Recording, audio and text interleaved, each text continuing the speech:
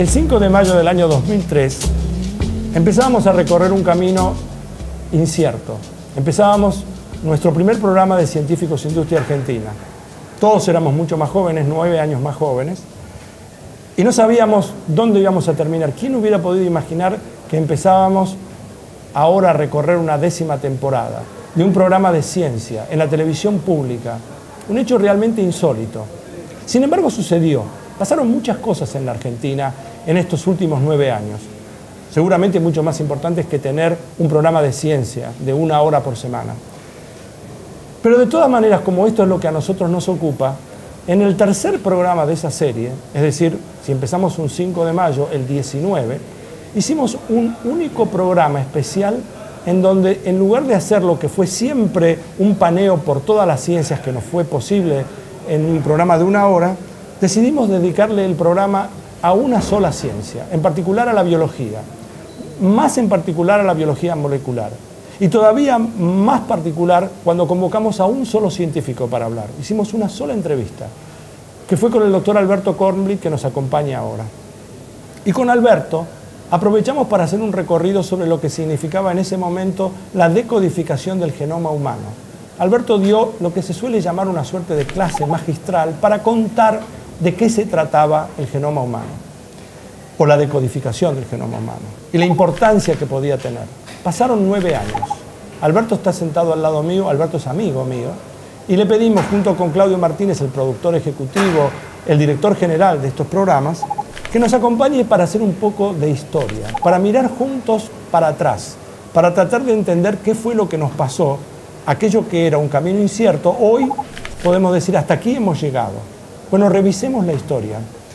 Alberto, pasaron entonces 9 años, revisábamos en aquel momento la importancia que podía tener para la ciencia la decodificación del genoma humano, y seguramente se me generaron a mí expectativas muy grandes. ¿Se cumplieron las expectativas? ¿Hicimos bien en dedicarle tanto tiempo en ese programa a la decodificación del genoma?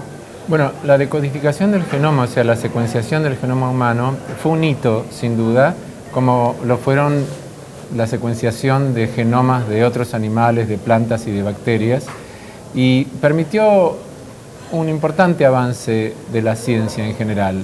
Pero la biología molecular no se basa solamente, o la genética molecular, en conocer la secuencia del genoma.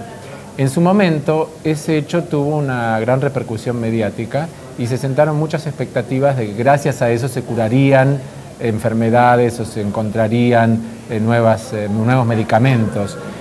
La realidad es que específicamente no es que hoy en día estemos en condiciones de decir que gracias al genoma se ha erradicado una enfermedad de las que aquejan a la humanidad.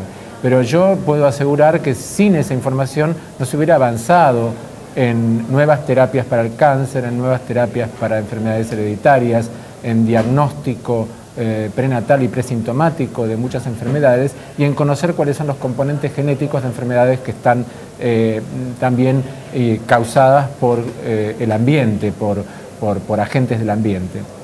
O sea que ni tanto ni tampoco. Lo que sí ocurrió en estos 9 años, o casi 10, además de que estamos más canosos, es que surgió algo insospechado, que es el conocimiento de que no solo el ADN de nuestras células es importante conocerlo y entenderlo, sino que hay otro ácido nucleico que por supuesto ya se lo conocía, pero que tiene una serie de variantes que hace 9 años recién se empezaban a conocer. Ese otro ácido nucleico es el ARN, el ácido ribonucleico. Y hoy en día sabemos que gran parte de la regulación normal o incluso patológica del funcionamiento de nuestras células tiene que ver con una familia muy grande de ácidos ribonucleicos que en ese momento no conocíamos. ¿Y cómo varió? Bueno, entonces ese conocimiento, digamos, obviamente debe haber abierto un panorama totalmente impensado, porque además no era ni siquiera una conjetura, se descubrió. Y entonces, ¿cómo avanzó tu área, tu ciencia, tu...? Bueno, en el caso particular de nuestra área y nuestro laboratorio en particular, encontró también que hay una relación entre esos ARNs pequeños, esos ARNs que no son mensajeros, y el estado de compactación en que se encuentran los genes en el núcleo. Si los genes están en un estado muy compactado, muy apretado, entonces es difícil que se expresen. Y los ARNs pequeños provocan esa compactación. Si los genes están en un estado mucho más laxo, más relajado, es más fácil que se expresen, que fabriquen ARN mensajero y la proteína correspondiente. Y nuevamente, el pasaje de un estado compactado a un estado relajado de un mismo gen altera su patrón de expresión, altera la información que produce. Entonces, ahora, en vista de lo que ha pasado, contame lo que está pasando. O sea, porque quisiera diferenciar entre lo que está pasando, lo que está por pasar y cuál sería la conjetura. ¿Dónde miramos? ¿Dónde miran ustedes, no nosotros? A mí una vez me preguntaron si dentro de 500 años iba a haber biología molecular. Y yo dije que sí, como decimos que hay física hoy día, a pesar de que estamos muy lejos de Arquímedes, sí, o de los primeros físicos. O de Newton. Claro, la biología molecular es tratar de entender, de decodificar cómo funcionan las células, tanto en condiciones normales como en condiciones patológicas.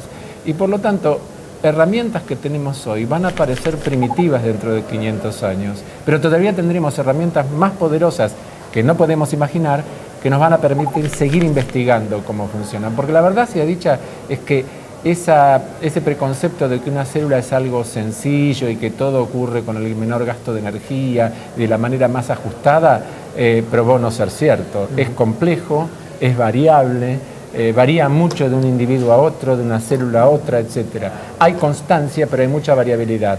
Y esa variabilidad todavía no tenemos las herramientas más poderosas para poder decodificarla.